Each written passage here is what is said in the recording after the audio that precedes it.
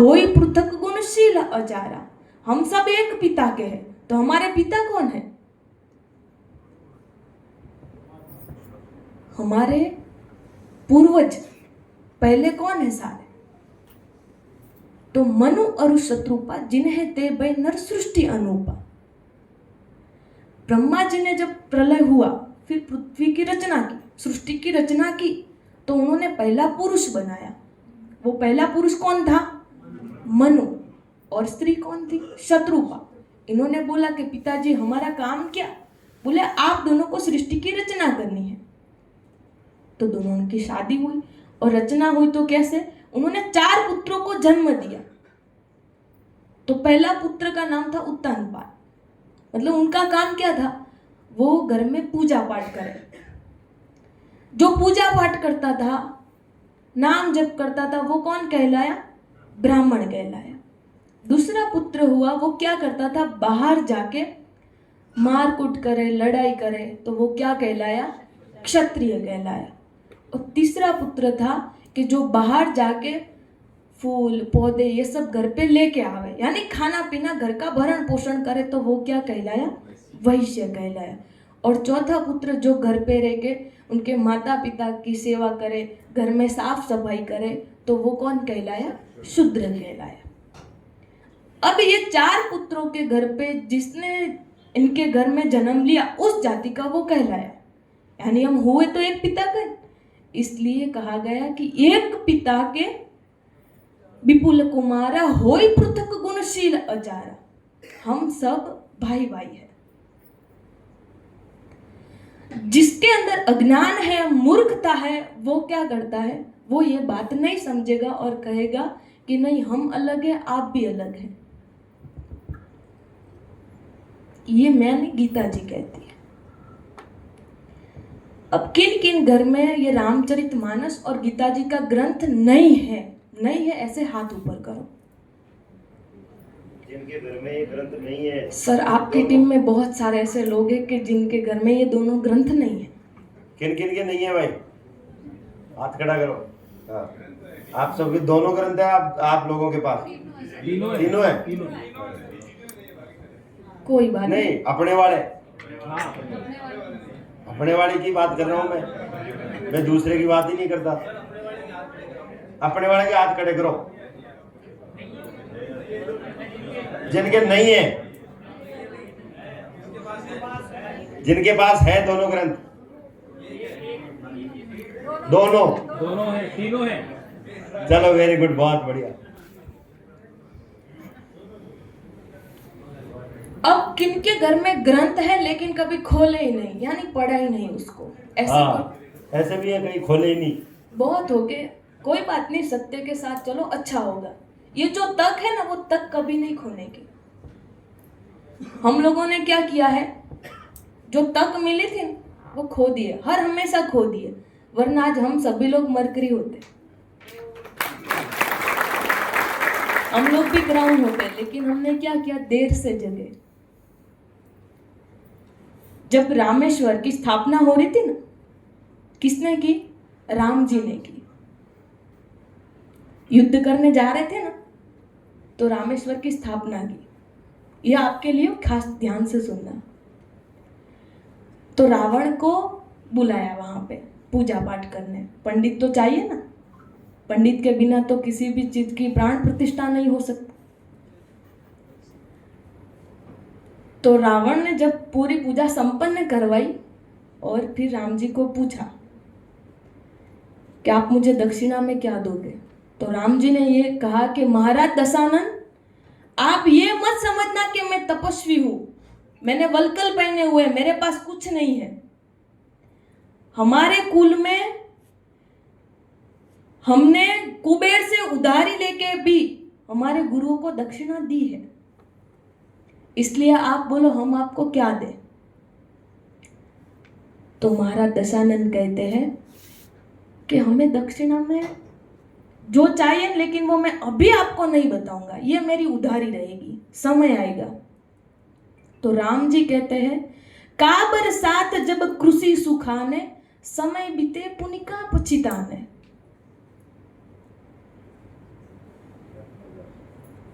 कृषि पूरी नष्ट हो जाती है, फसल जो आती है वो पूरी नष्ट हो जाती है, उसके बाद बारिश आवे तो क्या मतलब। ऐसे ही जब ये समय निकल जाता है उसके बाद क्या बचता है, अफसोस ही बचता है, और अफसोस करने से कोई मायने रखता है, फिर कुछ नहीं रहता। इसलिए राम जी कहते हैं कि महाराज दशानन, समय बीत जाएगा, फिर अफसोस के बिना कुछ नहीं रहेगा, इससे अच्छा आप अभी बता दो। तो महाराज दशानन कहते हैं कि जब मेरी मृत्यु तो आपके हाथों ही है, वो तो मुझे पता है, लेकिन जब मेरी मृत्यु होवे ना तब आप मेरे सामने होने चाहिए। ऐसा क्यों बोला होगा?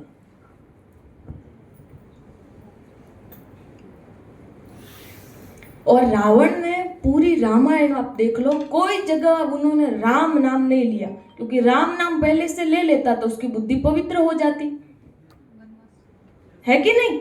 इसलिए लास्ट में उन्होंने नाम लिया प्राण त्यागने के टाइम पे, क्योंकि रावण ये चाहता था कि पहले मैं मेरी प्रजा का उद्धार आपसे करो, बाद में मेरा उद्धार आप करें। ये होता है एक राजा का संकल्प होता है, एक राजा का अधिकार होता है, एक राजा की जिम्मेदारी होती है कि पहले अपने प्रजा को वो उसका उद्धार करे, बाद में उसका उद्धार हो। तो राजा भी कैसा होना चाहिए? रावण जैसा होना चाहिए, कि जो पहले अपने प्रजा का उद्धार करवाए। अब सामने रहने को क्यों बोला होगा? क्योंकि सन्मुख होई जीव मोहि जबहि, जन्म कोटि अधना सही तबहि। आपने जीवन में कितने भी पाप कर लिए होंगे, लेकिन आपके सामने भगवान होते हैं ना, भगवान की छवि होती है, इसलिए आपको कोई पाप कभी नहीं लगेगा। इसलिए हम कहते हैं कि बार बार आप भगवान के सामने रहिए। प्रेमानंद जी महाराज को सब सुनते होंगे, वो भी इतनी छोटी छवि इनके पास रखते हैं अपने प्रभु की। क्यों? क्योंकि सन्मुख होई जीव मोहि जबहि, जन्म कोटि अधना सही तबहि। कितने भी आपने पाप कर्म क्यों ना किए हो, लेकिन भगवान आपके सामने है तो आपको कोई पाप नहीं लग सकता, है कि नहीं। तो ये हमें एक रावण सिखाता है। अब रामचरितमानस में ऐसा नहीं, सिर्फ राम जी ने ही हमें कुछ सिखाया है, एक दासी है, शूर्पणखा जैसी राक्षसी भी हमें कुछ सिखाती है। इसलिए हम कहते हैं कि आपके पास कोई ग्रंथ हो के ना हो, लेकिन रामचरितमानस तो अपने घर में होना ही चाहिए। आप पूरी दुनिया को जीत सकते हो तो गीता जी पढ़ो, लेकिन घर परिवार को जीतना हो, उनका पीढ़ी का अपना वंश आगे चलाना चाहते हो, एक आदर्श परिवार इच्छते हो, तो रामचरितमानस घर में होनी ही चाहिए। क्योंकि आज कोई भी इंसान बाहर वाले को तो जीत सकता है, लेकिन एक घर वाले को नहीं जीत सकता। बाहर तो कुछ होगा तो क्या करोगे, केस वेस करके, आप लड़ाई करके, मारकूट करके भी आ जाओगे, घर वालों के साथ चाहकर भी कुछ नहीं कर पाओगे। इसलिए आज सबसे ज्यादा इंसान दुखी हो ना तो घर वालों से हो जाता, नहीं समझते। तो ये समझदारी आपको कौन देगा? श्री रामचरितमानस देगी। एक इंसान ने भी श्री रामचरितमानस की एक एक चौपाई भी पढ़ना शुरू कर दी ना, तो भी उसकी 21 पीढ़ी का उद्धार हो सकता है।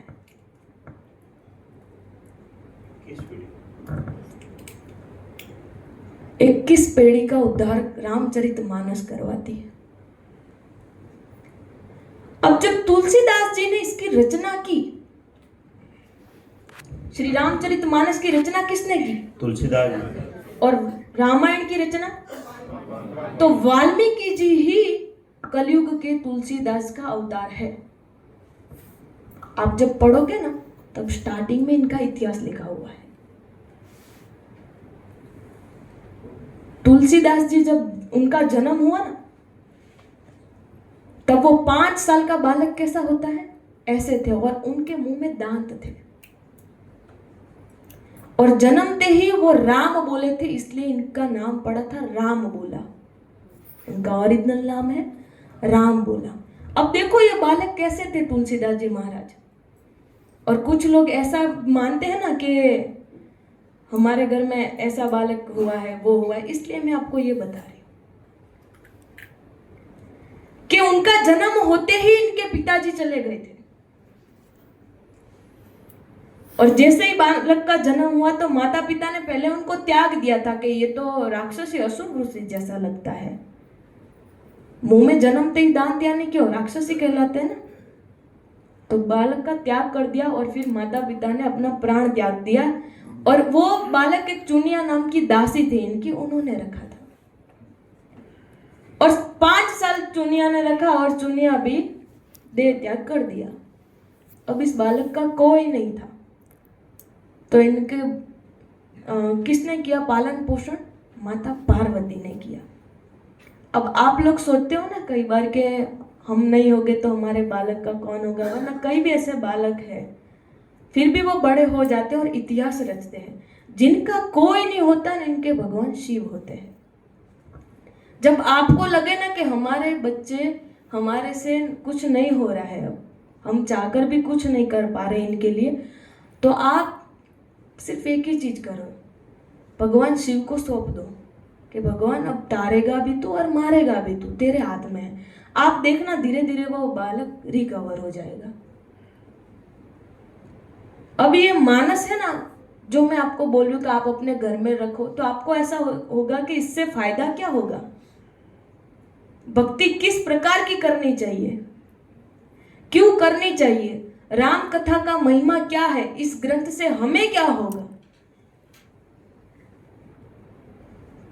तो पहली चीज तो इस रामचरितमानस पे साइन किसकी है? भगवान शिव जी की है। सत्यम शिवम सुंदरम, ये साइन है इनकी, क्योंकि तुलसीदास जी महाराज जी ने 1631 में इसकी रचना की और 7 कांड 1633 में पूरे किए। और गौरी शंकर उनको सपने में आए थे और कहा कि आप एक ऐसे काव्य की रचना करो जिसको मैं सामवेद की बराबर कर दूंगा।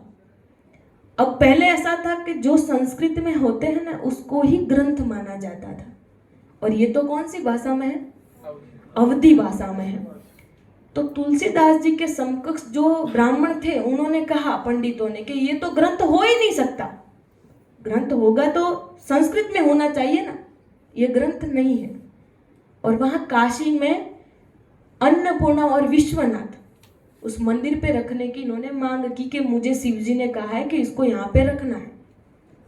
तो बोले ये ग्रंथ नहीं है इसलिए मंदिर में नहीं रखा जाएगा। तुलसीदास जी ने कहा कि ये मैंने नहीं रचना की इसकी, मुझे तो रचना करवाई गई है। बोले किसने इसकी रचना आपको करवाई गई? बोले जो अंदर बैठा है ना उसने। तो परीक्षा ली जाए तो क्या किया, पंडितों ने इस ग्रंथ को मंदिर के सबके नीचे रख दिया और ऊपर शास्त्र पुराण वेद सब ऊपर रख दिया और इस ग्रंथ को सबसे नीचे रख दिया। और सुबह हुई दूसरे दिन तो मंदिर के पट खुले तो ये ग्रंथ सबसे ऊपर था और वहां से फिर आवाज गूंजी और वो आवाज थी सत्यम शिवम सुंदरम,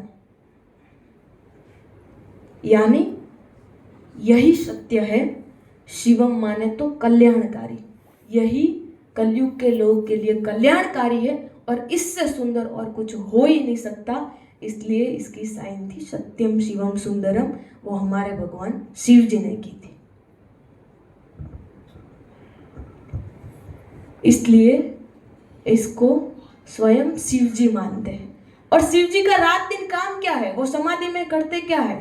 तो तुम पुनि राम राम दिन राति सादर जपहु अनंत अराति। शिव जी क्या करते पूरे दिन? क्या करते शिव? आंख बंद करके बैठे रहते। बैठे नहीं रहते, वो राम का नाम जप करते रहते।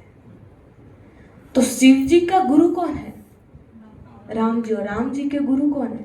शिव जी। ये दोनों एक दूसरे के पूरक हैं। अब आप लोगों में हनुमान चालीसा का भी ग्रंथ है। हनुमान जी का है। हनुमान जी किन का स्वरूप है? शिव जी का।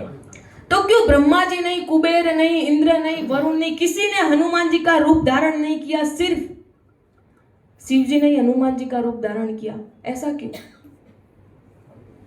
होता है ऐसा मन में कभी?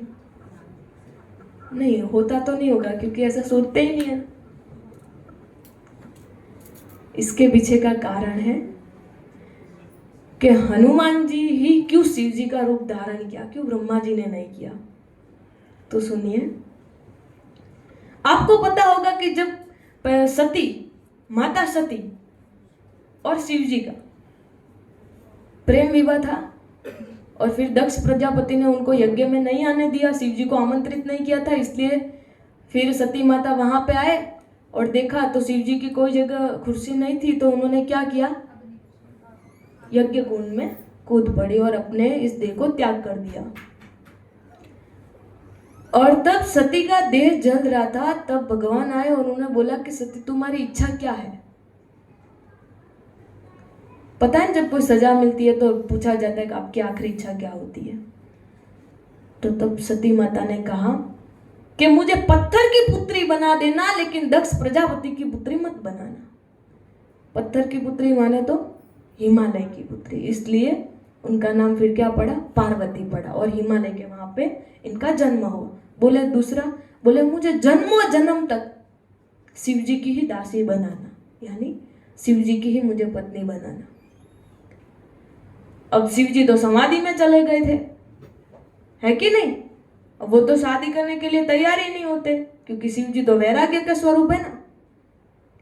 तो फिर भगवान ने दूसरे जन्म में क्या किया, नारद जी को भेजा और हिमालय को बोला कि आपकी पुत्री पार्वती जो शिव के लिए बनी है, उसकी उनके साथ शादी कराने की। तो वहां से तो हाँ आ गया, लेकिन अब शिव जी तैयार नहीं, क्योंकि वो तो समाधि में बैठ गए थे। फिर वो कामदेव को भेजा, उनकी वो समाधि भंग करवाई ना, वो सब तो पता है ना। मैं आपको सूक्ष्म में बता रही हूँ, किसी को कुछ नहीं पता, सब पता है, पता है, इतना तो पता है। कामदेव को भस्म किया, तीसरा नेत्र खुला, पूरा ग्रंथ खोल के देखा है नहीं। अब मैं इनको, इनके जो आपकी जो दिक्कतें हैं ना, वो इन्होंने इन्हीं क्या में है, मिल जाएगी आपको। इन्होंने क्या है, सबने, हमने क्या किया, सबने टीवी में देखा है, भले टीवी या देखा, मोबाइल लेकिन में। टीवी में ही देखा तो है ना, हाँ। देखा तो है ना, थोड़ा कुछ तो पता होगा भगवान के बारे में। अरे हमको जिसने जन्म दिया है, हमें उनकी कथा ना पता हो तो फिर इस जीवन की व्यथा ही मिलेगी आपको। जिसने हमको इस पृथ्वी पर लाया है, उनके बारे में तो हमें कुछ पता होना चाहिए ना, है कि नहीं। लेकिन आज का सबसे बड़ा दुर्भाग्य है कि अपने घर के बच्चों को पूछो कि आपके कुल देवता कौन है, आपकी कुल देवी कौन है, आपकी परदादी कौन है, नहीं होगा उनको, सिखाते ही नहीं है।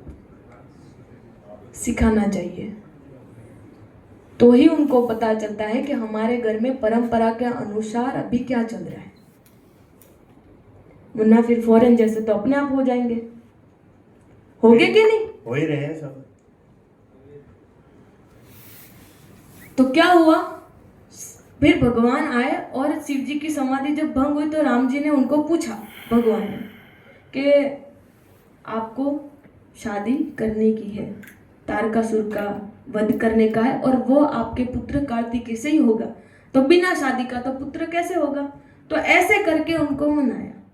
यानी क्या हुआ कि यहाँ पे सती माता और शिव जी जो अलग हो गए थे, इनको वापस एक किसने किया, राम जी ने किया कि नहीं किया,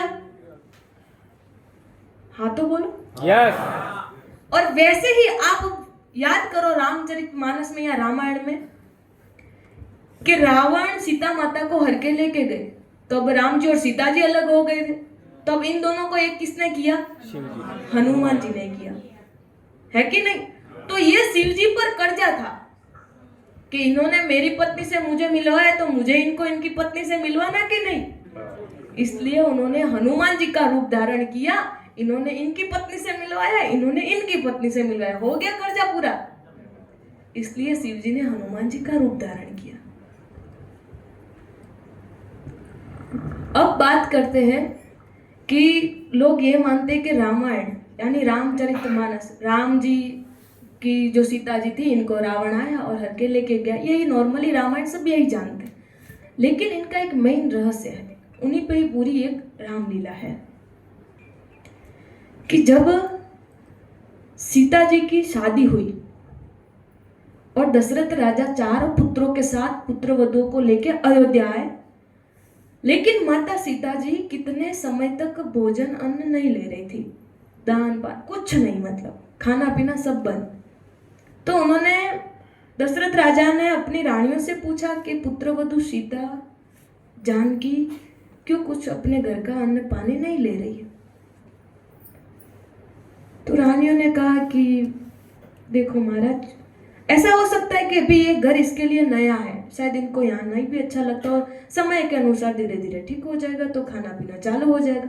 बोले ठीक है। ऐसे करते करते 1.25 महीना होने आया, लेकिन माता जानकी ने उस घर का पानी तक नहीं लिया। एक बार दशरथ राजा ने तय किया कि ये रोज रोज का क्या, ये तो बढ़ते ही जा रहा है।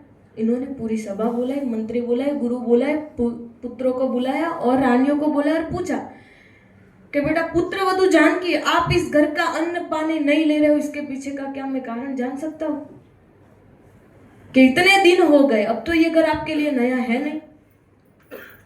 तब माता सीता जी कहते हैं कि पिताजी, जब मैं छोटी थी ना तब मुझे 16 संस्कार दिए गए थे मेरे पिताजी ने। उसमें से ये संस्कार भी था कि जिस घर में गौ हत्या और ब्रह्म हत्या का पाप हो, उस घर का अन्न तो क्या पानी तक नहीं लेना चाहिए। अब याद आया कुछ? महाराज दशरथ पर कौन सा पाप था? श्रवण वाला, ब्रह्म हत्या वाला। अब वहां दशरथ जी को याद आता है कि मैं तो भूल गया था। तो क्या इसका मतलब तुम अब इस घर का कभी पानी अन्न कुछ नहीं लोगे तो तुम जियोगे कैसे बेटा? तब माता जानकी कहती है कि पिताजी, इसका एक निवारण है कि आप तीनों लोक में जाओ और वहां एक ऐसा ब्राह्मण ढूंढ के लाओ कि जिसने आज तक किसी के घर का अन्न दान पानी ना लिया हो। पिताजी बोले ठीक है। तो महाराज दशरथ क्या करते हैं, तीनों लोक में जाते, लेकिन ऐसा कोई ब्राह्मण इनको नहीं मिलता कि जिन्होंने आज तक किसी के घर का अन्न दान पानी तक ना लिया हो। ब्राह्मण ऐसा मिल सकता है? क्योंकि ब्राह्मण को तो हम जन्म से ही उनको दान दक्षिणा दे देते हैं, है कि नहीं देते? पूजा पाठ करवाने बुला लेते हैं।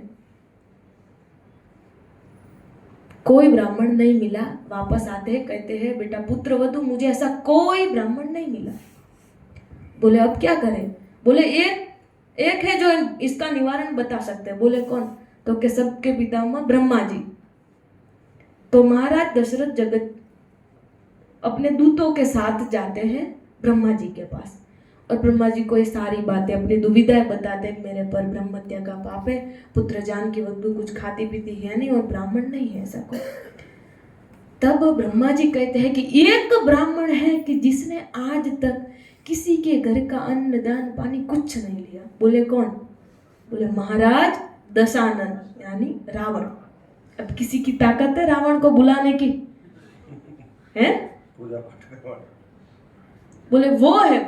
महाराज दशरथ कहते अरे पिताजी, आपको लगता है कि वो आएंगे? किसी भी हाल में वो नहीं आ सकते। बोले वो आएंगे, लेकिन तुम उनके आगे एक नॉर्मल याचक बन के जाना। ये तुम्हारा मुकुट, घोड़े, रथ ये सब साइड में रख देना। एक याचक बन के जाना, साधारण इंसान बन के जाना। जो ऐसे ही तुम गए तो फिर वो नहीं मानेंगे। बोले ठीक है पिताजी, आपकी आज्ञा है तो पालन कर देंगे। पुत्रवधू जानकी के पास आके कहते हैं कि ब्रह्मा जी ने कहा है। बोले ठीक है जाओ। और तब महाराज दशरथ लंका जाते हैं और लंका जाके ये सारी बात बताते हैं कि मेरे पर ये ब्रह्म हत्या का पाप है, पुत्रवधू है, खाती पीती है नहीं, तो आपको मेरे घर आना है। अब महाराज दशानन यानी रावण कहता है कि मैं आऊंगा, लेकिन एक शर्त पे आऊंगा। जिसने मुझे यहाँ पे आमंत्रित किया है, जिसने मुझे बुलाया है, उसके हाथ के 56 भोग बने और वो उसके हाथ से पिरसे, और मैं जो दान दक्षिणा मांगू वो उसके हाथ से मिले तो मैं आऊं। महाराज दशरथ कहते हैं कि कोई बात नहीं, आप आ जाओ। और जानकी को बोलते हैं, जानकी बोलते हैं हाँ मंजूर है हमें। और ऐसे फिर लंका से अयोध्या आते हैं। कौन आते हैं? रावण आते हैं। और फिर 56 भोग जानकी बनाती है, इनके हाथ से पिरोसती है और महाराज दशानन भोजन करते हैं। अब लास्ट में बारी आती है दान दक्षिणा की। अब खड़े होते हैं। अब महाराज दशानन कहते हैं कि देख जानकी, मैं जो मांगूंगा वो तुम्हें देने का। अब जानकी वहां पे डर जाती है और सामने राम जी खड़े होते हैं। दोनों एक आंखों में आंखें मिला के बातें करते होते हैं। जानकी कहती है राम जी को कि पता नहीं है क्या मांग लेगा, मुझे मांग लिया तो? राम जी कहते हैं कि तुम्हें मांगना होता तो धनुष भंग में वो थे ही ना। वहीं से धनुष भंग करके तुम्हें लेके जाते। किसने मना किया था? तुम्हें नहीं मांगेंगे, तुम चिंता मत करो, अभी तुम हाँ बोलो। बोले ठीक है। तो जानकी कहती है कि जी बताइए मैं आपको दान दक्षिणा में क्या दूं। अब देखना, अब महाराज दशानन जो मांगता है वो ही है पूरी रामलीला। महाराज दशानन कहते हैं कि देख जानकी, मैं तेरी भुक्ति के लिए यहाँ पे आया हूं, तो तुझे मेरी मुक्ति के लिए लंका आना पड़ेगा। मैं तेरी भुक्ति के लिए यहाँ पे आया हूं, तो तुझे मेरी मुक्ति के लिए कहाँ आना पड़ेगा? लंका आना पड़ेगा। ये मुक्ति और भुक्ति के बीच का जो खेल है वही थी राम जी की रामलीला। वरना आप एक चीज सोचो कि जब रावण आए और सीता माता को लेके गए, तो उन्होंने कहाँ रखा माता को? क्यों अशोक वाटिका में रखा? क्यों लंका में जगह नहीं थी? चाहते तो रख सकते थे ना लंका में, बाहर क्यों रखा उन्होंने अशोक वाटिका में? और अशोक वाटिका में वो भी कहाँ पे? अपनी कुल देवी निकुंबला देवी, रावण की कुल देवी का नाम है निकुंबला देवी। इनका जो मंदिर है ना, मंदिर के बाहर जो थोड़ी जगह होती है उस पर माता को बिठाया था। क्यों? क्योंकि रावण भी यही चाहते थे कि मेरे कोई भी यहाँ के परिवार के सदस्य हो या मेरे राज्य के लोग हो, जो मेरी पहले कुलदेवी के दर्शन करे, उससे पहले माँ जगत जननी जानकी के दर्शन करे, उसके बाद मेरे कुलदेवी के दर्शन करे। इसलिए उन्होंने माता को कहाँ बिठाया था? मंदिर के बाहर बिठाया था। वरना रावण की ताकत है कि एक शक्ति को हाथ लगा सके, वही उसका मस्तक फट जाता। लेकिन वो ओरिजिनल सीता नहीं थी, ये तो पता है ना। जब वो पंचवटी से बाहर आए और सूर्पणखा के नाक और कान काटे, और सूर्पणखा आके रावण को बोला कि तुम यहाँ मांस मदिरा खा के पड़े हो, और वो सूर रंजन बन जन्म ही बारा, जो भगवंत लिन्न अवतारा। एक ऐसे इंसान ने कोई अवतार ले लिया है कि जिसने अपने भाइयों को मार दिया है, खरदूषण और त्रिशिरा का वध कर दिया है।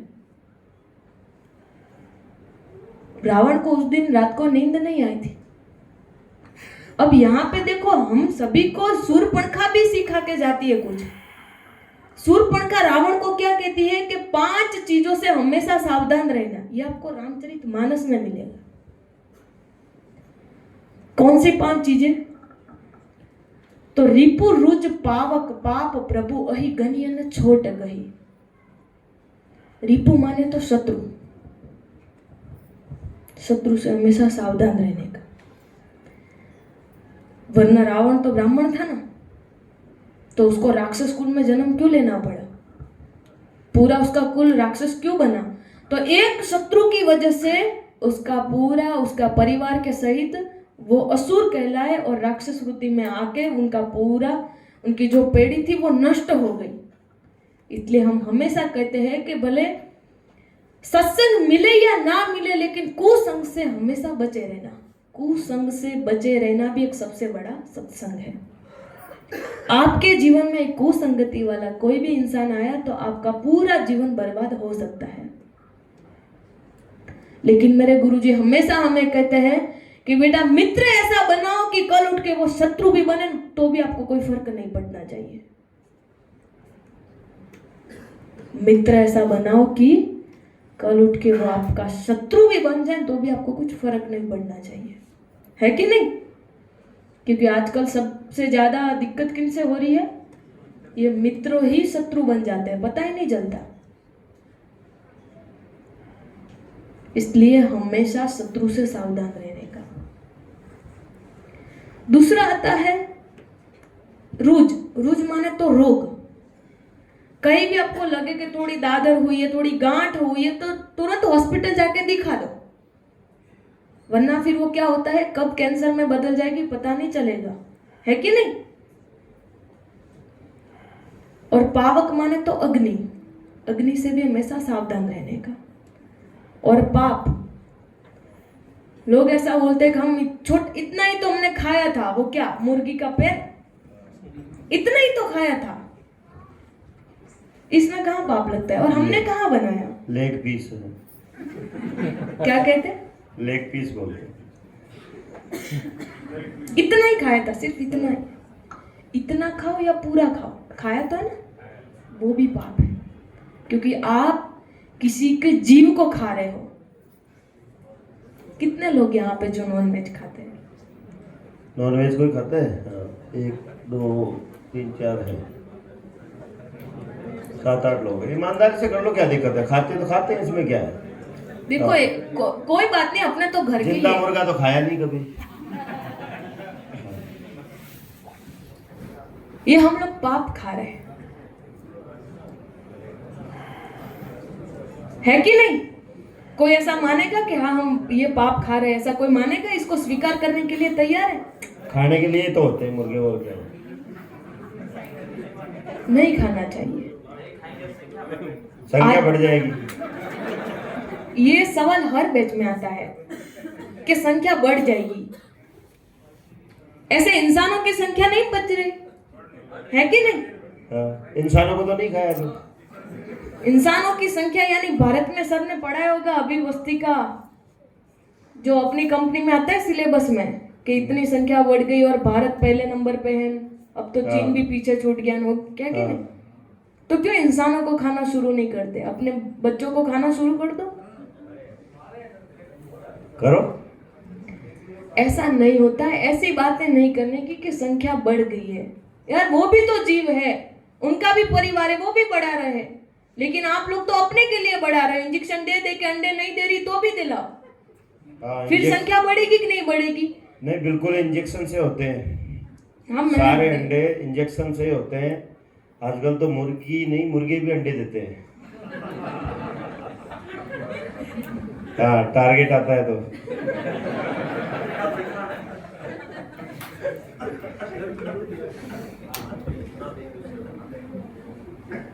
जो आध्यात्मिक इंसान होगा, जो भगवान को मानता होगा, वो अपने आप ये सारी चीजें उनसे छूट जाती है। हमने आज तक ऐसे भी लोग हैं कि जिनको ये मानते थे कि इनका खाना धर्म है, वो है। ऐसे 600 लोगों को हमने खाली ये बात बोली और उन्होंने खाना छोड़ दिया है।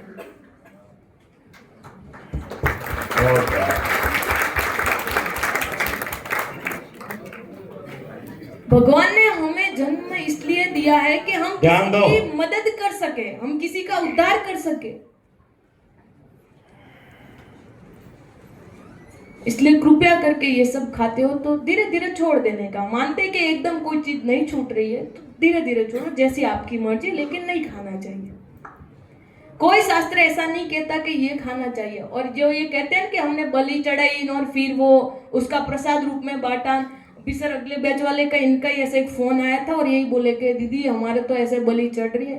मैंने बोला चढ़ रही होगी, लेकिन आप समझदार हो तो फिर नहीं चढ़ानी चाहिए। नारियल है, फल फ्रूट है ना, है कि नहीं? अब देखो जो बलि वाली बात आती है और फिर ये बोलते हैं कि हम प्रसाद के रूप में वो खाते हैं। तो अश्वम नैव गजम नैव व्याघ्रम नैव च नैव च अजापुत्रम बलि दग्यात देवो दुर्बल घातक। अश्व की, घोड़े की बलि नहीं चढ़ती सर, हाथी की भी नहीं चढ़ती और शेर की तो बिल्कुल नहीं चढ़ती। बलि किसकी चढ़ती है? बकरे की नहीं, बकरी के बच्चे की, जो दुर्बल है कि नहीं? ये बेटा हंस रहा है। हाँ। इसको भी पता चल रहा है। दम है तो शेर की बलि देके देखो। जो दुर्बल पशु है उसके बच्चे की हम भगवान के नाम पे बलि चढ़ा के, यानी पता है ये क्या सिखा रहे आपको? आप भी जो दुर्बल रहे ना किसी इंसान के सामने, एक बार आप भी शिकार बन जाओगे किसी का। इसके लिए हमेशा घोड़े जैसे रहो, हाथी जैसे रहो, शेर की तरह रहो। ये हर जगह बकरे के बच्चे की तरह मुंह लटका के मत जाओ, वरना कोई भी आपका शिकार कर देगा। आपका भी हो जाएगा शिकार। अपने बच्चों को हमेशा एक ताकत दो। लोग कहां किसी के पीछे पड़ते आप देखना। सबसे ज्यादा दुखी इंसान वही होगा जो सबका भला इच्छता होगा, जो ऐसा इच्छता होगा जिसके अंदर दया है, करुणा है, वो ऐसा हर बार लेट गो करेगा, उसके साथ ही सबसे ज्यादा बुरा होगा। और फिर वो ये कहेगा भगवान के आगे कि मैं हर बार अच्छा करने जाता हूँ फिर भी मैं बुरा साबित क्यों होता है। हमारे साथ भी ऐसा होता है। लेकिन एक बात हमेशा याद रखना, एक बार राम जी ने किसी को पूछा कि भगवान आपका प्रिय भक्त कौन है, तो राम जी ने क्या कहा कि मम गुण गावत फुलक शरीरा गद गद गिरा नयन बहनीरा। जो मेरे गुणगान करते करते जिसका रोम रोम खड़ा हो जाता है, मेरे दर्शन करते करते, मेरे कथा श्रवण करते करते जिसकी आंखों में अश्रु आ जाते हैं, मान लेना कि वही मेरा सच्चा भक्त है। हम देखते होंगे ना, कई लोग वृंदावन जाते हैं या भगवान की मूर्ति के आगे खड़े रहते हैं, अपने आप उनके आंसू आ जाते हैं। तो आप भगवान के सच्चे प्रिय भक्त हो। तो फिर हमें किसके आगे रोना चाहिए? भगवान के आगे या लोगों के आगे? भगवान के आगे जाकर घुटने टेकाकर उसके सामने रो लो एक बार। इंसान के सामने नहीं रोने का। इंसान के सामने रोए यानी आप दुर्बल हो और फिर आपका शिकार होगा, यानी आपकी कमजोर नस पकड़ी जाएगी और फिर वो हर बार आपको ही परेशान करेगा। इसलिए बकरे के बच्चे के जैसे मत रहो, वरना आपकी भी बलि चढ़ा देंगे लोग। और चढ़ती होगी कई लोगों के घरों में ही रोज रोज चढ़ती होगी, है कि नहीं? डर डर के रहते हैं रोज। डर के मत जियो। मनुष्य अवतार एक बार मिला है तो भगवान का नाम जप करके अच्छा कर्म करके फिर बिंदास जियो ना। हमें क्यों किसी का बुरा करना है? नहीं, आपस में जलते भी खूब है लोग, परिवार में ही जलते हैं। तो सबसे बड़ा अज्ञानी और सबसे बड़ा मूर्खता वाला श्रीमद् भगवद गीता में बताया है ईर्ष्या। मत्सर कहते हैं ना, मद मत्सर लोभ क्राम। अब जिसके अंदर ईर्ष्या होती है ना, उससे बड़ा कोई पापी हो ही नहीं सकता। सिर्फ नॉनवेज ही बुरी चीज नहीं है, सिर्फ नॉनवेज नहीं छोड़ना। यहाँ जितने भी लोग बैठे हैं इन सबको यहाँ 4 दिन में कुछ ना कुछ त्याग करना है। और आप लोग तो बहुत सौभाग्यशाली हो कि उत्तराखंड देवों की भूमि, उसमें भी आप ज्ञान भी पा रहे हो और साथ में भक्ति भी पा रहे हो। और दूसरी चीज, अभी तो वो क्या बोलते हैं, शिव जी का समय आ गया, श्रावण मास भी बैठ गया होगा। 9 तारीख से था शायद, हमारे वहां पे 9 तारीख से थे, आपका थोड़ा कुछ, हाँ कल से। और कल का दिन यानी गुरु पूर्णिमा। किन किन के जीवन में गुरु नहीं है, ऐसे हाथ ऊपर करो। गुरु नहीं बड़ा। अब इनके जीवन में गुरु नहीं है। अब एक बात बताओ, बुरा मत मानना, जिनके जीवन में गुरु नहीं होता, भले ना फिर वो शंकर के समान ही क्यों नहीं होता, उसका उद्धार नहीं हो सकता। चलो आप तो जी लोगे, लेकिन आपकी जो पीढ़ी है ना, आपके बच्चे हैं, आगे की पीढ़ी बढ़ेगी, उनको सही मार्ग नहीं मिलेगा। इसलिए अपने जीवन में एक गुरु तो होना ही चाहिए। और जरूरी नहीं कि आपसे बड़ा हो, कोई संत विद्वान मिले वो भी आपके गुरु। आपसे, आपको जिनसे भी कुछ अच्छा सीखने को मिला है, या तो किसी ने आपको कोई अच्छा मार्ग दिखाया है, वही आपका गुरु है। फिर आपको पूरा माइनस में लेके जाए, आपका शोषण कर दे, ऐसे गुरु नहीं होते। लेकिन कलयुग में ऐसे गुरु है। इसलिए बहुत ध्यान से बनाने का गुरु। और किसी इंसान पे भरोसा ना आए तो जो शादीशुदा लोग हैं उनको शिव जी को गुरु मानने का, और जो बच्चे होते हैं इनके गुरु हनुमान जी रखने के। शादीशुदा लोगों के लिए गुरु कौन है? शिव जी, और बच्चों के लिए हनुमान जी। लेकिन मैं मानती हूँ कि यहाँ आप लोगों ने सबने हाथ ऊपर किया ना, ये व्यर्थ किया। आप सबके गुरु है। आपने यहाँ आके 4 दिन की जो दिशा ली है ना,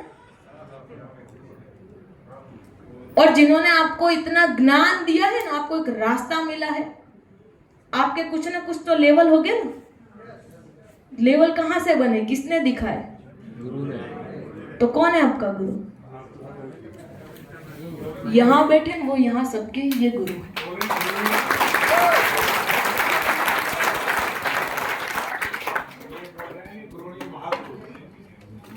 हाँ, महागुरु।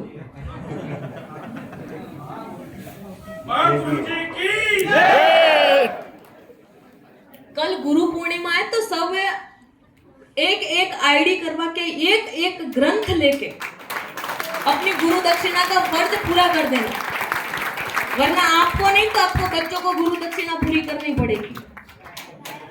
देखो एक बात बता दूं कि गुरु बनाते हैं ना तो उनको गुरु दक्षिणा देनी पड़ती है, और पैसा ही गुरु दक्षिणा नहीं होती, आपके कुछ संकल्प है। गुरु को बड़ा कौन बनाता है? उनका चेला बनाता है। लेकिन आजकल क्या है, चेले बड़े हो जाते हैं और गुरु पीछे रह जाते है कि नहीं? एक चेले के हाथ में होता है अपने गुरु को बड़ा बनाना। इसलिए कल का दिन बहुत ही पवित्र है। हमारी गुरुकुल शिक्षा पद्धति में तो ऐसा होता है कि हमारे गुरु को बैठा के फिर इनके पैर धुले जाते हैं दूध से, और फिर इनको फूल माला पहना के फिर हम वहाँ बैठ के वंदना करते हैं। और गुरु जी को जैसे आप अपने टारगेट देते हो वैसे हमें गुरु जी को ऐसा ऐसा अपना टारगेट देना पड़ता है कि गुरु जी मैं भगवान का इतना इतना प्रचार करूंगी, गुरु जी मैं भगवान जी का इतना इतना नाम जप करूंगी और आपका नाम बढ़ाऊंगी। ऐसे हम लोग संकल्प लेते हैं गुरु पूर्णिमा के दिन। अब आपका फील्ड तो क्या है? यही सिर्फ 100 है कि नहीं?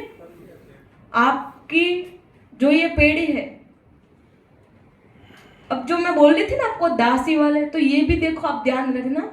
सर मैंने इनको बोला था कि रामचरितमानस में एक दासी भी आपको कुछ सिखाती है, जैसे कि शूर्पणखा ने सिखाया कि 5 चीजों से हमेशा सावधान रहना चाहिए। रावण ने भी सिखाया कि कितने भी पाप करो लेकिन लास्ट में तो भगवान के सन्मुख ही हो जाओ।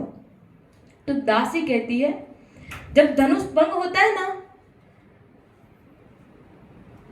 तब सुनैना माता इतने विदेश से जितने भी राजा महाराज बुलाए थे ना, एक ने भी धनुष को उठा नहीं पाए थे। तो महाराज जनक ने ऐसा कहा कि इस जगत में कोई वीर पैदा हुआ ही नहीं कि जो मेरी बेटी के साथ विवाह कर सके और मेरा दुख दूर कर सके। तब लक्ष्मण जी को क्रोध आया था कि नहीं आया? और तब लक्ष्मण जी कहते कि हम यहाँ पे वीर खड़े हुए हैं, हमारे बड़े भैया खड़े हुए, और ये बोले कि यहाँ पे कोई वीर नहीं है। तब जनक राजा इन दोनों बालक को कहते हैं धनुष भंग करने का।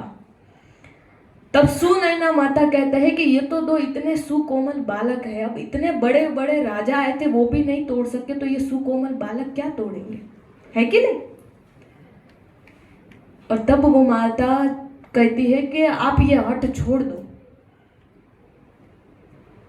और तब एक दासी कहती है सुनैना माता को कि रवि मंडल देखत लगु लागा, उदय तासुति भुवन तम भागा। कि मां सुनैना, भले ही आपको ये बालक देखने में छोटे लगते हो, देखने में भले छोटे लगते हो, जैसे कि सूर्य, आपने देखा सूर्य को जब हम यहां से देखते हैं तो सूर्य में सिर्फ इतना दिखता है, लेकिन जब उसका उदय होता है तो वो 3 लोक का अंधकार मिटा देता है। तो वैसे ही आज आपके लेवल भले ही छोटे हो, लेकिन हम 3 लोक का तो नहीं कह सकते, लेकिन आप जैसे जैसे इस काम में आगे बढ़ोगे 3 पीढ़ी का उद्धार तो आप लोग कर ही सकते हो।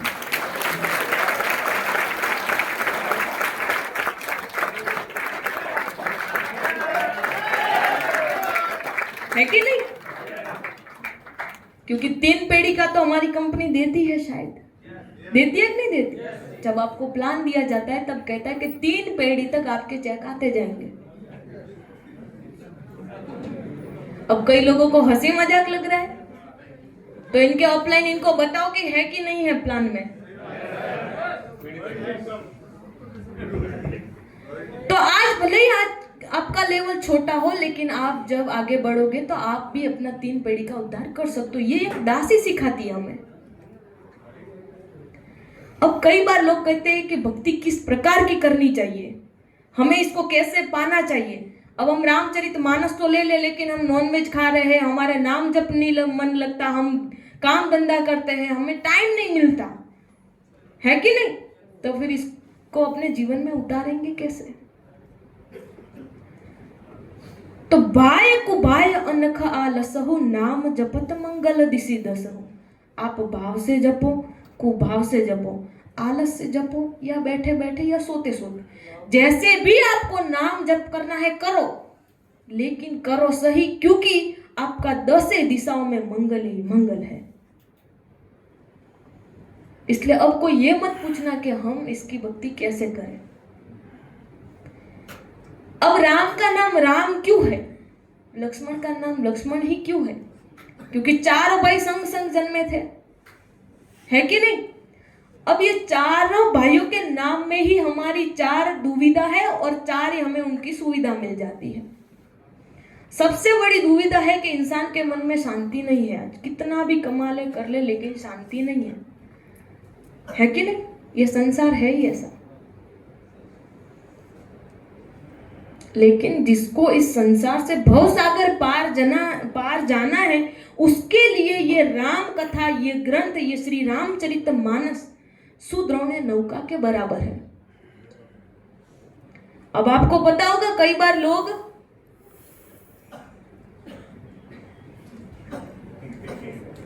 लोग संसार को भवसागर से उनकी तुलना करते हैं। सुना होगा कि संसार भवसागर, तो संसार की उपमा सागर से क्यों गई? तो आप देखो कि जैसे सागर का जो जल है ना, नीर, वो आप हाथ में लोगे तो दिखने में कितना स्वच्छ है, लेकिन जब उसको चखते हो तो क्या हो जाता है? कड़वाहटी हाथ में आती है। वैसे ही संसार तो दिखने में अच्छा है, लेकिन अनुभव में, ये जितने लोग यहाँ बैठे कंवारे थे तब ऐसा बोले थे शादी करनी है, शादी करनी, शादी करनी, और जैसे ही शादी की तो अकेला ही ठीक था, है कि नहीं?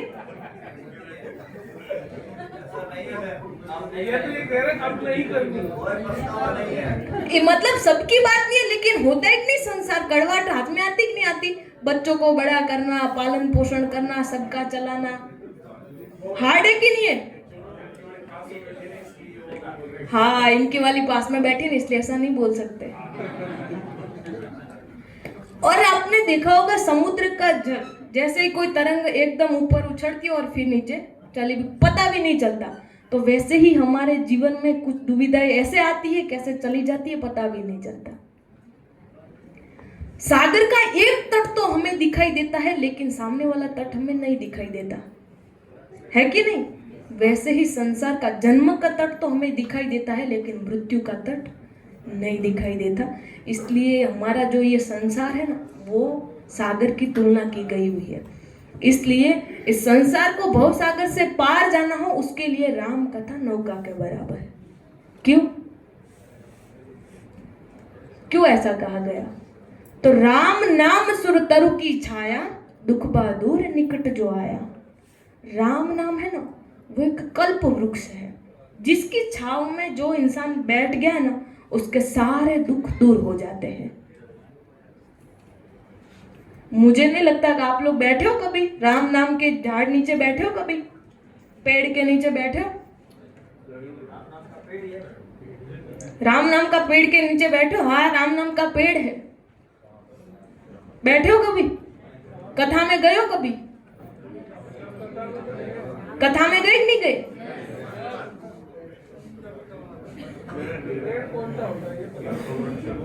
ये राम नाम है, वो एक पेड़ ही है, और जिसकी छाव में जो बैठ गए ना, उसके सारे दुख दूर हो जाते हैं। मतलब कथा में बैठ गया ना कोई, क्योंकि राम नाम सुर तरु की छाया, दुख बहादुर निकट जो आया। अब आपको ये सब है ना, ऐसे लगता होगा, मुझे लग रहा है कि शायद आप अध्यात्म से कम जुड़े हुए हैं कि जुड़े हुए हो। ऐसा जुड़े हुए हैं ना, कम जुड़े हैं। जो इंसान अध्यात्म के साथ जीता है, गृहस्थ जीवन हो या अपनी बिजनेस लाइफ में हो, उसको देखना कभी कोई दिक्कत नहीं होगी। कितनी भी परिस्थिति उसकी खराब हो जाएगी, कितनी भी बड़ी उसके घर में दुख और दुविधा आ जाएगी, फिर भी वो मन से शांत होगा। वो ताकत आपको एक अध्यात्म देता है। जो अपनी बुरी जो कुटेव होती है ना, वो ये सारा कौन छुड़ाता है? एक अध्यात्म ही छुड़ाता है। बाकी किसी की कोई ताकत नहीं है कि आपको कोई चेंज कर सके। यहाँ जितने लोग बोल रहे हैं कि हम नॉनवेज खा रहे हैं लेकिन हमें छोड़ना है, या इनका मन हो, हमारे कहने से वो नहीं छोड़ेंगे, लेकिन उन्होंने परमात्मा में थोड़ी रुचि रखी या अध्यात्म के साथ थोड़े भी जुड़े ना, वो सारी चीजें अपने आप दूर हो जाती है। ये ताकत हमें एक शास्त्र देती है, हमें ये ग्रंथ देते हैं, हमें परमात्मा का नाम देते हैं। तो आप लोग बने तब तक श्री रामचरितमानस का ग्रंथ अपने घर में रखो। कितने लोग हैं जो अब चाहेंगे कि हम रखेंगे? कल की दक्षिणा में आप बस अपने, और देखो ग्रंथ सर को नहीं देना हो, इनके पास तो है, अपने पास रखना है। मेरे पास तो है रामायण और भगवत गीता दोनों। आपके पास है तो आपके जो लोग हैं जो नहीं आए, उनके कर्म ऐसे थे जो इनको यहां तक नहीं पहुंचने दिया। क्योंकि तुलसीदास जी को किसी ने पूछा कि हमारे पास तो धन संपत्ति दौलत शौहरत सब कुछ है, लेकिन फिर भी हम अपने आप को सौभाग्यशाली कब माने? तो तुलसीदास जी ने कहा कि संत मिलन और हरि कथा, तुलसी दुर्लभ दो, सुत बित्त नारी संपदा, पापी के भी हो। संत का मिलन और हरि की कथा जिस दिन आपके भाग्य में मिल जाए तो मान लेना आप सौभाग्यशाली हो, वरना सुत माने तो पुत्र, वित्त माने तो संपत्ति, नारी माने तो पत्नी, और संपदा माने तो सगा संबंधी। ये सब तो पापी के भी होते हैं, है कि नहीं? होते हैं। आपको तो हरि की कथा 4 दिन मिल गई।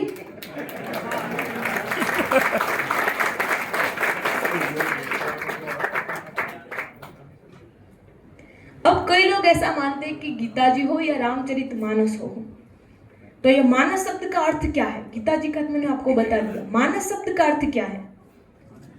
मैंने बोला था ना कि ये सांप्रदायिक ग्रंथ नहीं है, बहुमुखी ग्रंथ है। मानस मानव, मन, मनुष्य, और कोई?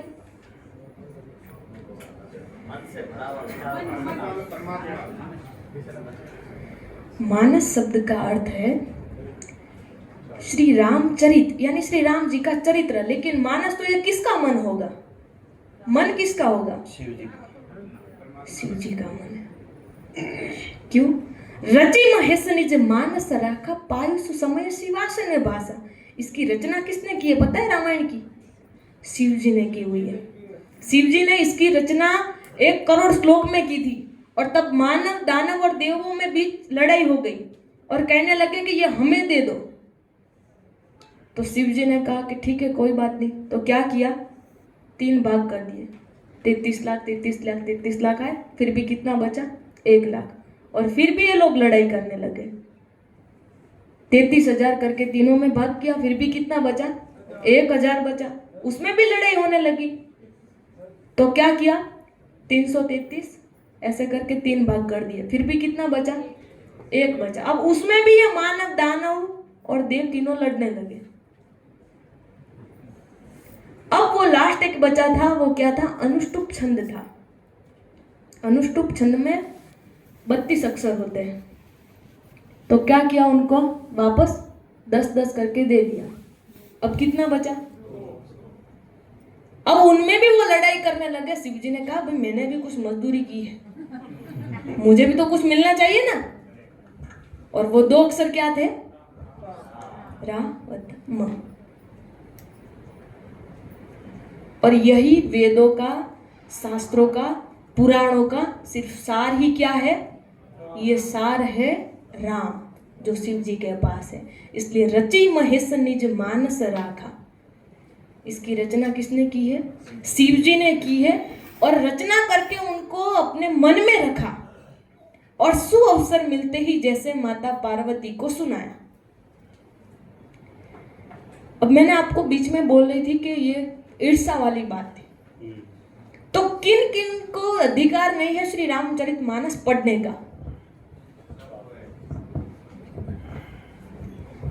ये मैंने नहीं कहा, उत्तरकांड पढ़ना, उसमें शिवजी माता पार्वती को कहते हैं कि कहिए न को क्रोधी ही कामी ही लोभी ही, जो न भजहि सचराचर स्वामी।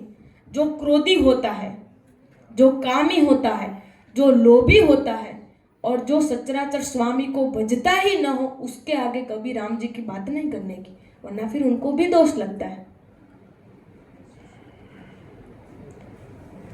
इसलिए मैंने आते ही आपको पूछा था कि आप परमात्मा को मानते हो, आपने बोला हाँ, इसलिए मैंने आपके आगे बात रखी। आपने बोला होगा कि नहीं तो फिर मैं नहीं करती। अब आप लोग ये ग्रंथ के बारे में बात करने जाओगे तो कुछ लोग ऐसे कहेंगे कि हम नहीं मानते, हम नहीं पढ़ते, इसलिए हम नहीं लेंगे। लेकिन फिर भी आपको इनको दिलाना है, तो आप कैसे दिलाओगे फिर? देखो, आप एक चीज हमेशा याद रखना कि आप किसी इंसान का प्रचार नहीं कर रहे, आप किसी प्रोडक्ट का प्रचार नहीं कर रहे, आप भगवान का प्रचार करते हो। जब कोई नेता का प्रचार करते हो फिर भी उसकी जीत होती है कि नहीं होती? तो वैसे ही आप भगवान का प्रचार करोगे तो एक दिन आपकी जीत अवश्य है।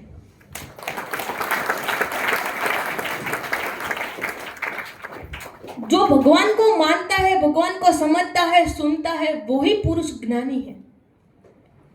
और जो तर्क वितर्क में रह गया है कि इतने फॉरेन वाले क्यों आगे हैं, वो तो धर्म और भगवान को किसी को नहीं मानते, उन तो भी कितने बहुत देश आगे बढ़ गए। सारे देवता हिंदुस्तान में क्यों है? ऐसे ही बोलते कई लोग, है कि नहीं? हाँ। बाहर तो कोई देवी देवता का कुछ है ही नहीं, फिर भी कितने कितने देश आगे बढ़ गए हैं। होता है मन में ऐसा? आता है। अब एक चीज आप सोचो, अब कुछ लोग ये भी सोचते हैं कि बाहर फॉरेन में भी इतना मांस मदिरा खाए जाते हैं, वो तो सब इन पे ही टिके हुए हैं, है कि नहीं? फिर भी वो लोग आगे हैं, और हम लोग खाएंगे तो हमें यहाँ पे किसी ने आया और हमें बंद करवा दिया गया। कहीं को बुरा भी लग सकता है। नहीं, बुरा नहीं लगाने का, खा लेने का। बुरा क्या लगाने का इसमें? हाँ, चाइना में जानवर, कीड़े मकोड़े सब खा लेते, फिर भी वो देश आगे है कि नहीं है?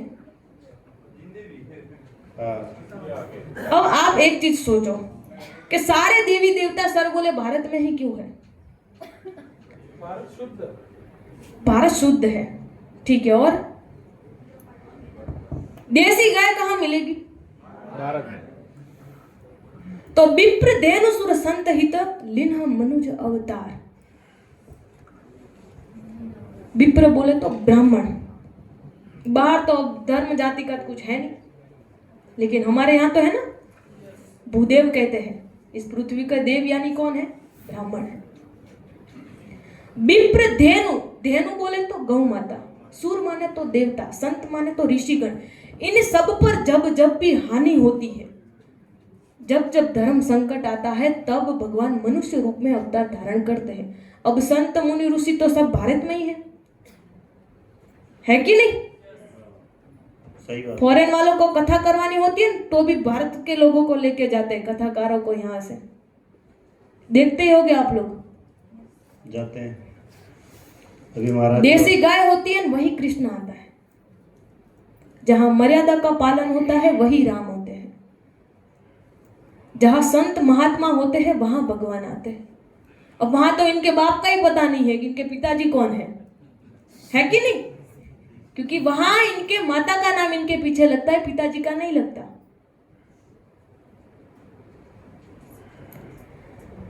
अब मांस मंदिरा खाते हैं, फिर भी वो देश आगे है, और हम इसमें ही रह गए धर्म जाति करते करते ही। सोने की नगरी तो लंका में भी थी। हाँ, सोने की लंका। सबसे ज्यादा पैसा और धन दौलत तो रावण के पास था, फिर भी पूजनीय कौन है? तो अब समझ में आ रहा है नहीं आ रहा? मानव सभ्यता के लिए तो वो आगे अभी भी नहीं है, मानव के लिए तो अभी वो आगे नहीं है देश। जो नीति प्रधान है वो ही पूजनीय है। बाकी आप लंका का उदाहरण ले सकते हो, सोने की नगरी थी लेकिन वहां पे मानवता नहीं थी, रावण नीति से नहीं चला था।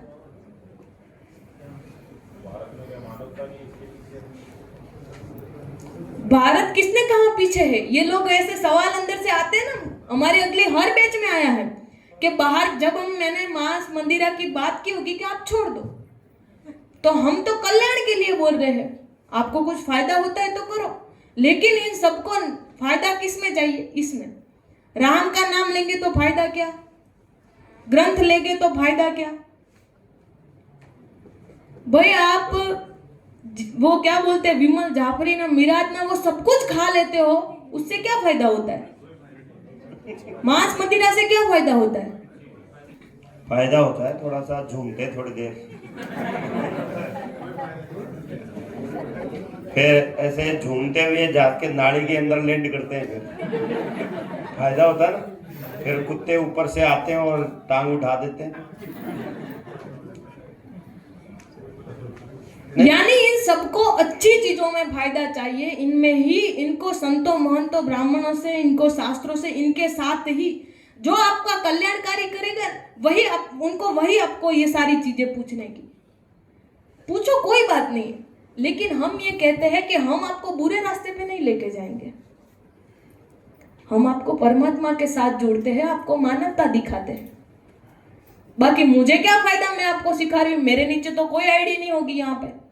आप ग्रंथ लोगे तो किसको काम आएंगे, है कि नहीं? खुद को काम आएंगे अपने। लेकिन नहीं छोड़ देंगे ये नॉनवेज, हमेशा याद रखना कि मांस मदिरा तो रावण भी खाता था, वो अनीति से चलता था, लेकिन तपस्वी होके भी हमारे राम भगवान बने हैं। तो हमारा भारत देश है वो विश्व गुरु है। मेरे गांव छोड़ देना। नहीं, एक जना बोल रहा बकरे बढ़ जाएंगे। हमारे गुजरात में है ना, बहुत जगह है, भेज देना वहां पे, तो फिर भेज दो ना, गौशाला बना सकते हो ना।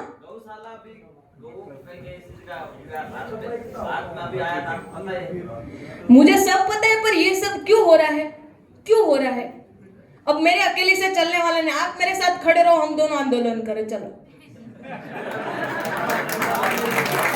मैं वही तो बता रही हूँ कि हम देखो, हम जगत को नहीं सुधार सकते, अपने आप को सुधार। हम आपके साथ खड़े और इस आंदोलन में शामिल हैं।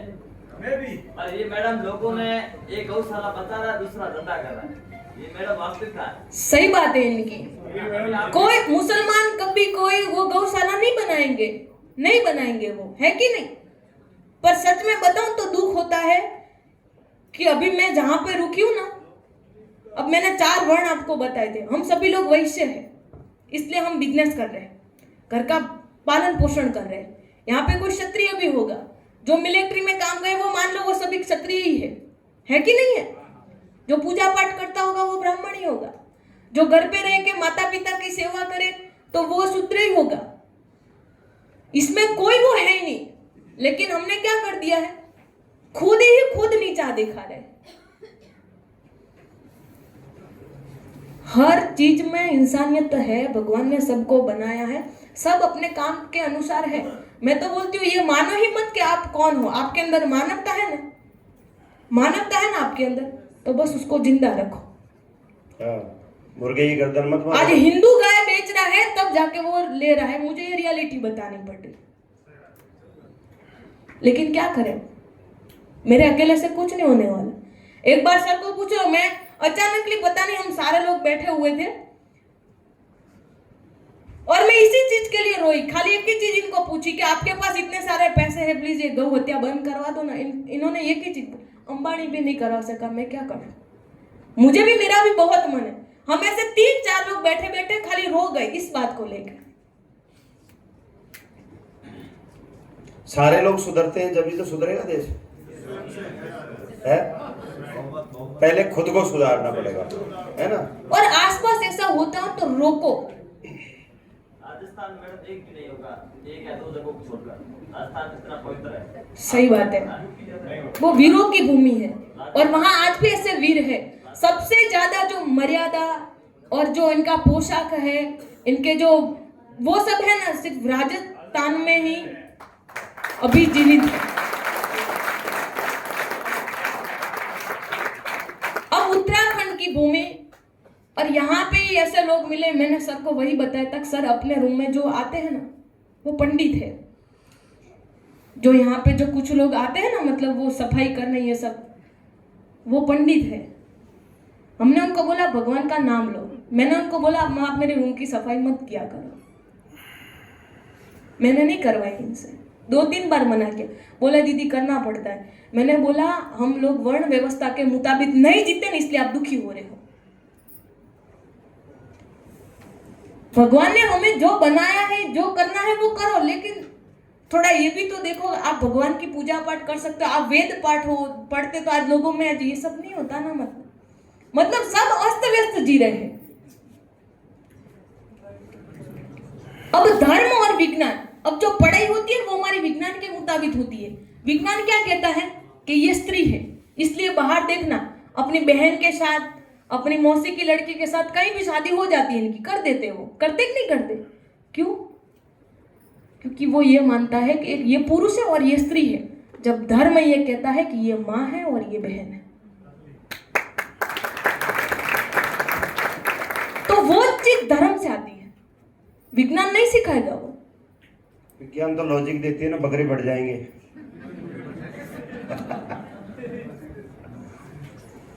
हमने कोशिश की है कि हमारा जो भारत देश है वो शास्त्रों की भूमि है, वो संतों की भूमि है, तो इनको हमें बचाए रखना है। लोगों ने प्राण दे दिए हैं धर्म के लिए, दिए कि नहीं दिए? तो उनका इतिहास में नाम है कि नहीं है? वो अमर है कि नहीं है? और हम लोग तर्क कर रहे हैं वो देश आगे क्यों है, सभी देवी देवता भारत में क्यों है? ये प्राउड लेना चाहिए या फिर हमें ऐसे ही कहना चाहिए?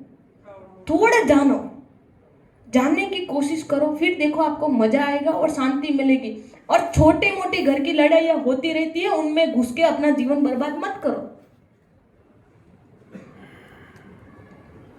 कुछ लोग तो एक मैटर में फंसे हो गए, 10 साल तक वो मैटर चलेगी और फिर भी वो सामने आएगा कि यार मैं तो इसका कुछ हुआ ही नहीं। क्यों ऐसा तो क्या हो गया? होता है कि नहीं होता मन में? क्योंकि मूर्ख को समझावते ज्ञान गांठ हो जावे, कोयला होए ना उजला सोमन साबुन खा जावे। कुछ लोग ऐसे भी हो गए कि आपका ज्ञान नष्ट हो जाएगा समझाते समझाते, लेकिन फिर भी वो नहीं समझेगा। जाते होगे किसी को समझाने, एक ही इंसान को 25 बार गए होगे, अपना ज्ञान नष्ट हो गया समझाते समझाते, आईडी के नहीं माना होगा। है कि नहीं? और फिर हम क्या कहते हैं, सर मेरा तो चलता ही नहीं। अरे जगह बदलो, सिटी बदलो। सर ने पूरे भारत ऐसे ही कवर नहीं किया, लेकिन हम क्या करते हैं, हमारी सोसाइटी में एक ही इंसान को गए, हाँ जाओ, लेकिन ये मत मानो कि ये आखिरी इंसान ही एक बचा है। आज जितने लोग ये कहते हैं, हम महाराष्ट्र में, सर ने यहाँ पे आप जैसे सभी लोग आए थे, उनमें से किसी ने हमारी कथा रखी वहां पे। ये सब सुनने के बाद तो हम कथा करने गए। कथावाचक हैं, कथा करते हैं। अगर ऐसे नहीं है कि भाई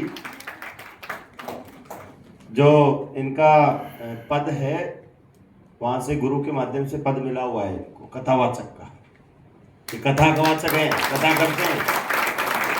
और सबकी जगह ऐसा नहीं है कि बड़ा बड़ा पैसा चाहिए इनको कथा के लिए, नहीं। जो भाव से बुलाएगा उनके पास जाएंगे, भाव से बुलाएगा, घर में कथा करानी है पहुंच जाएंगे, कोई दिक्कत नहीं। हाँ बिल्कुल आ जाएंगे, जिसको भी बुलाना हो इनकी आप इनसे कांटेक्ट करके आराम से बिल्कुल कभी भी बुला सकते हो, आराम से। जब भी इनको टाइम होगा ना, जैसे जैसे वैसे वैसे आ जाते हैं, आराम से कथा करते हैं। ऐसा नहीं कि बड़े बड़े पैसे, बड़ी व्यवस्था होगी तभी कथा करेंगे। अरे बड़े मान लो आप उनको बागेश्वर बाबा को बुलाओ तो कम से कम 1 करोड़ चाहिए आपको। 1 करोड़ से कुछ नहीं होता सर। हाँ, अभी भीलवाड़ा में बुलाया था, कहाँ बहुत।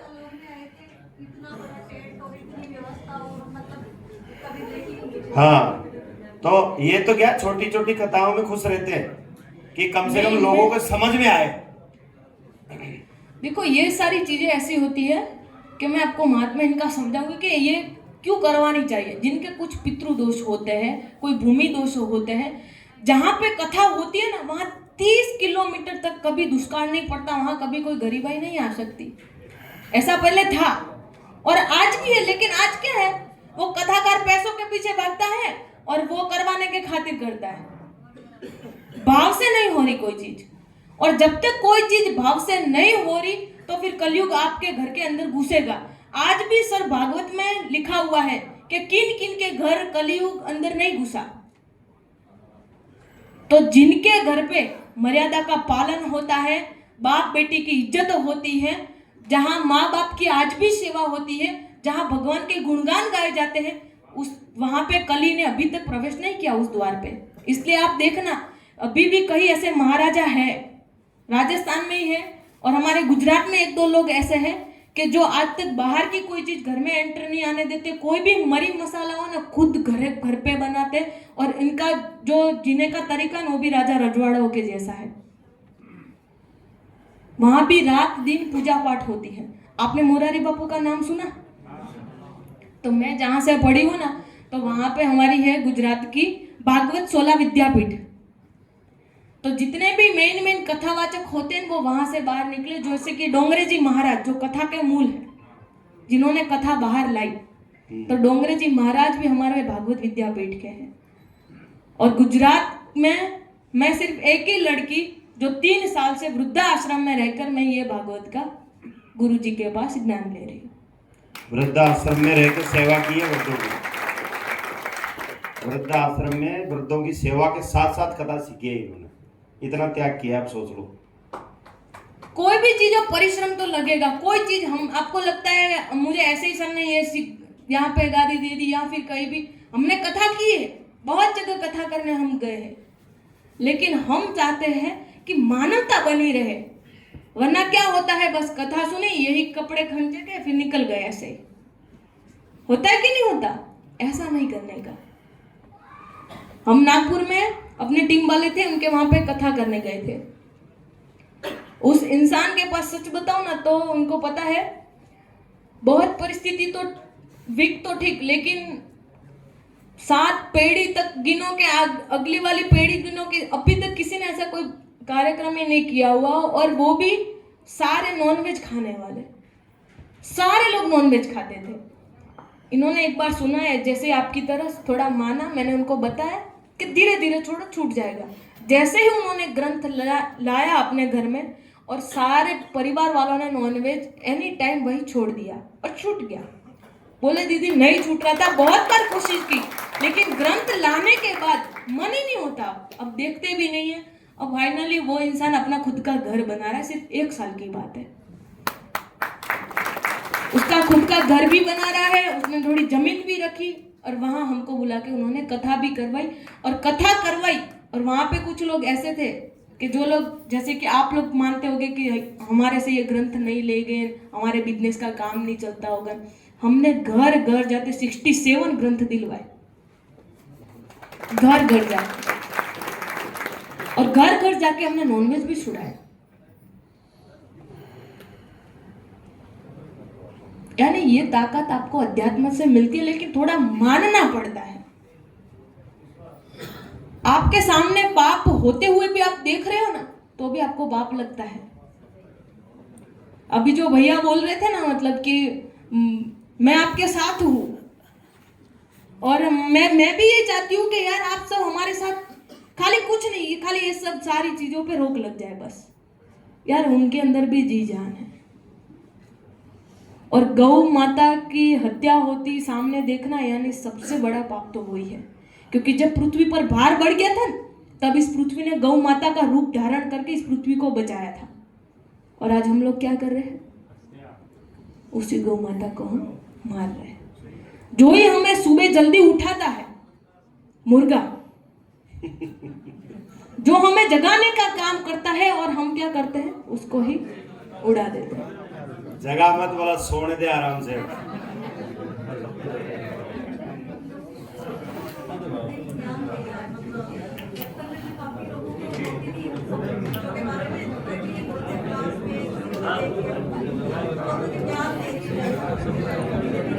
अच्छी बात है, भले ना लोग बोलते हैं। आप क्या मानते हो? हमें नहीं बोला होगा, मुझे नहीं बोला होगा, या मैं मानती हूँ सारे मेरे बारे में पॉजिटिव सोचते हो कि नहीं सोच सकते, मैं नहीं बता सकती, है कि नहीं? गुरु जी एक प्रश्न पूछना चाह रहा हूँ। हाँ जी। ये मेरा नाम दिनेश चंद लखोटिया है, परबतसर से। ये नागौर राजस्थान। ये जो रामचरितमानस और ये जो भगवत कथा है,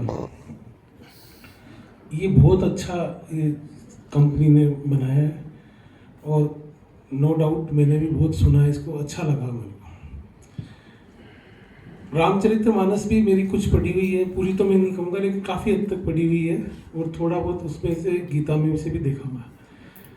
अब हम जब इसको लोगों को बताते हैं तो लोग और सब बहुत से लोगों ने ली भी है, कोई दिक्कत नहीं है, लेकिन कुछ लोगों ने एक लॉजिक दिया, वो मैं आपसे पूछना चाह रहा था।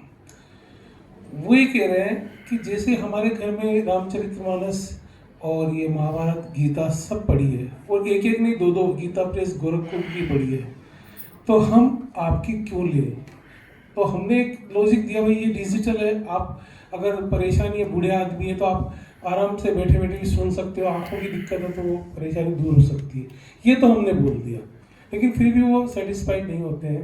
तो कोई आपके पास ऐसा कोई जवाब हो जो हम उनको बता सकें? देखो, जिनके पास होगी तो फिर वो नहीं लेगा, लेकिन आप जब बिजनेस का उनको पूरा समझाते हो और भगवान के बारे में जब समझाते हो कि वो वाली तो बिक जाएगी या कुछ भी होगा तो भी, लेकिन अपनी वाली तो कौन से पेज में है वो, और उसकी आयु तो शायद 50 साल ऊपर बताई हुई है कि नहीं? आपको सिर्फ उनको एक ही चीज बोलने की कि कोई भी आप चीज लोगे तो चीज तो क्या है, हम यूज करते हैं और फिर वो खत्म हो जाती है, फिर उसको वापस देने, जैसे कि आप कपड़े लिए, कोई भी चीज ली, लेकिन ये तो ऐसा है कि आपने एक बार लिया दूसरी बार लेने की जरूरत ही नहीं पड़ती। भले आपके पास है, आपकी बहन को, अपनी बेटी को भेंट में दो, सबके पास नहीं होगे ग्रंथ घर में। हमारे गुजरात वाले हैं ना, जितने भी ये बिजनेस में काम करते हैं, जब भी बेटियों की शादी होती है या गोद भराई होती है तो उनको ये ग्रंथ भेंट में देते हैं। ऐसा नहीं सिर्फ आईडी कराने के लिए, क्योंकि थोड़ा कोई मजबूत चीज आप देते हो तो वो कुछ दिखता है और अच्छा भी लगता है। लेकिन मैंने बोला ना कि कुछ लोग ऐसे होंगे जिनको नहीं लेनी होगी, आपका ज्ञान नष्ट हो जाएगा, फिर भी वो नहीं मानेगा, क्योंकि आज सबको है ना आगे तो बढ़ना है, लेकिन इनके बहाने बहुत है, बहाने से वो ऊपर ही नहीं आता। और जिसके बहाने हैं, जिसने एक बार अपनी अपॉर्चुनिटी खोली, वो कभी आगे नहीं बढ़ सकता। इसलिए कोशिश करने की, उनको एक ही चीज कहने की, देखो तुम्हें ये ग्रंथ महंगा लग रहा है, ठीक है कोई बात नहीं, पहले आप लोग मुझे ये बताओ 3-4 चीजें ना आपको याद रखने की, और जो ना माने तो फिर मेरे से बात करवाने की। मैंने एक दिन पे एक फोन पे 9 ग्रंथ बिकाए हुए हैं, मेरा काम ही यही है।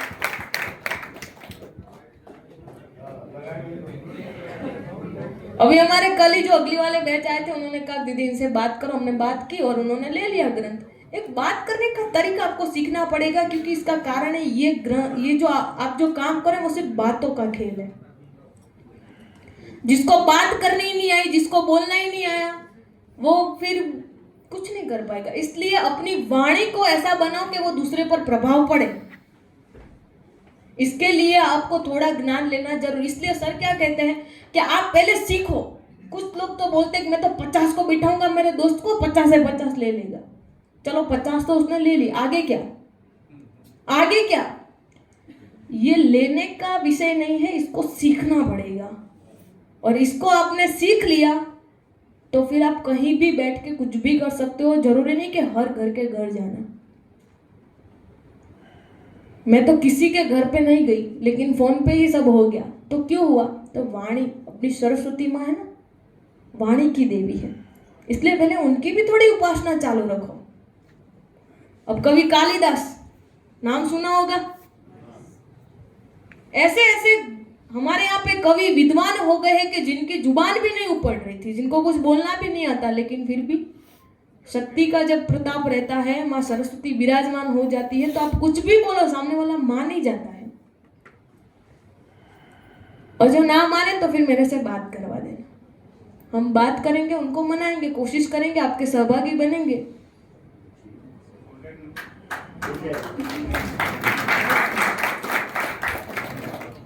हाँ, जय श्री राधे। जय श्री हाँ,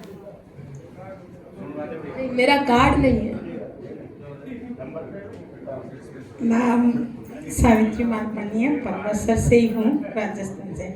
आपने बताया दीदी बिल्कुल सही है। ये जैसे रामायण का इनका रहता है ना, तो प्रमोशन जैसे देने का रहता है, तो कईयों ने जैसे अभी बताया ना, ये जवाब हमको भी मिला कि भाई मिलता है, हमारे घर में है, हम क्या करेंगे वो है। लेकिन इसको इस तरीके से भी लिया कि जैसे किसी को गिफ्ट देना रहता है, तो अभी मैंने 3 या 4 ग्रंथ ऐसे ही दिए, जैसे 50वीं सालगिरह होती है, 75वीं सालगिरह है, कोई अपनी बूढ़ी माँ को बर्थडे गिफ्ट देते हैं, तो फिर मैं उनको कहती हूँ, पूछती हूँ कि आप कितनी लागत तक देते हैं, तो वो मैं मुझे अमाउंट बता देते हैं 10-11 हज़ार तक का। तो मैं पूछती हूँ कि भाई क्या ले होगे, तो वो कहते चांदी की गिलास है वो, और वो गिफ्ट में देंगे। तो फिर मैं उनको बताती हूँ कि आप चांदी की गिलास देंगे, लेकिन जिसके लिए गिफ्ट देंगे वो क्या उसके काम आएगा क्या? वो तो उसके आने वाले दादी, उनके बेटे होते, वो काम में लेंगे। तो आप क्यों नहीं ऐसी कोई चीज़ भेंट करो कि जिसके लिए आप देना चाहते हो वो उसको यूज करे। तो वो इस चीज़ को भी लेके सहमत हो जाते हैं। तो मैंने भी ऐसे ग्रंथ को निकाला, हो जाता है। हाँ, दूसरा मेरा क्वेश्चन है कि आपने जैसे गुरु का बताया कि वे शंकर जी को मानो और वैसे हैं। मेरे को एक बार कोई किसी संत का सानिध्य मिला, तो उन्होंने बताया था कि अगर किसी का गुरु नहीं है तो अपने श्री कृष्ण को ही गुरु मानो। वो तो जगत है गुरु ना, है। जगत गुरु, वो उसके हिसाब से भी बताया था। क्योंकि अपन कोई भी संकल्प लेते हैं तो गुरु के बिना वो संकल्प अधूरा रहता है। कोई भी दान पुण्य करते हैं, तो ये भी सही है, सब सही है, राम को मानो, कृष्ण को मानो, लेकिन ये तो ठीक है। खाली नॉर्मली बेसिक है। जब किसी का कोई ना हो, उसके सबके शिव होते हैं, क्योंकि वो जल्दी मान जाते हैं। बिल्कुल सही। बोले है ना, इसलिए शिव जी भोले हैं, जल्दी मान जाते हैं। कृष्ण जी कभी कभी रूठ जाते हैं। अच्छा, अब देखो कोई लोग ऐसा बोले ना, ले लो माइक ले लो, कोई अब है ना अंदर से ऐसे भी सवाल आएंगे कि ग्रंथ बहुत महंगा है इसलिए हम आपका नहीं ले सकते। बाकी ग्रंथ तो पता है ना आपको 350-500 में मिल जाता है, तो फिर हम आपका 15,000-11,000 वाला क्यों लें? यही बात से लोग पीछे हट जाते हैं। और अपनी कंपनी वाले ने बनाया ऐसा है, बहुत महंगा है वैसे सर। तो देखो आपको एक बात बोलने की, उनको जो उनके पास ना हो और उनको हमें दिलाना ही है कुछ भी करके, तो इनको एक चीज बोलने की। और मैं आप लोगों को भी यही बोलती हूँ कि कल आप लोग हैं, कुछ लोग ऐसे अंदर से वो हो गए कि सर दक्षिणा में 15,000 और 11,000 हमें यूज करने के, होगा कि नहीं होगा? नहीं होगा, बहुत अच्छी बात है। अपने जीवन के सफर को हम आसान करने के लिए आपने क्या किया? खुद के लिए गाड़ी लाई, है कि नहीं सर? गाड़ी लाई, कितने की आई गाड़ी?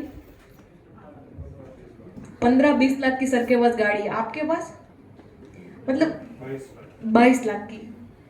तो क्यों लाई गाड़ी? कि भाई हम लोग आसानी से हमारा पूरा परिवार बैठ के सफर कर सके, है कि नहीं?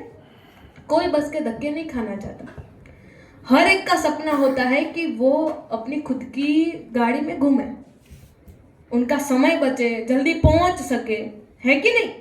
आपने अपना जीवन का सफर आसान करने के लिए 15-20 लाख की गाड़ी ला दी, तो इस जीवन के उद्धार के लिए, इस जीवन के मोक्ष के लिए एक आप 10,000 का ग्रंथ नहीं ले सकते?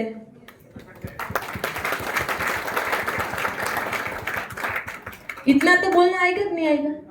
है? ये तो इजी है।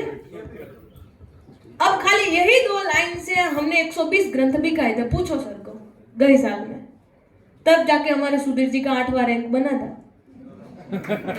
बना था नहीं बना था? अभी सॉरी 12वां रैंक था।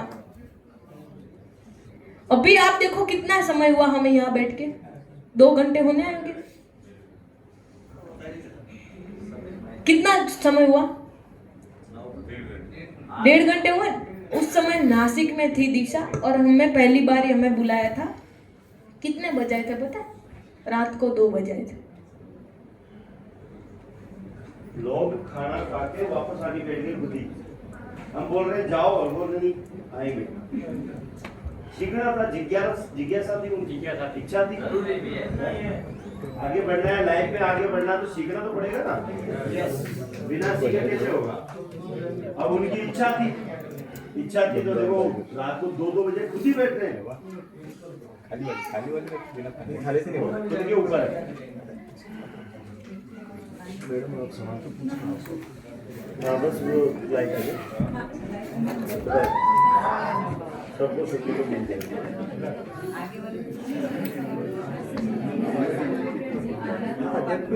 कोई भी सवाल पूछो कोई दिक्कत नहीं। एक मिनट वो लाइक कर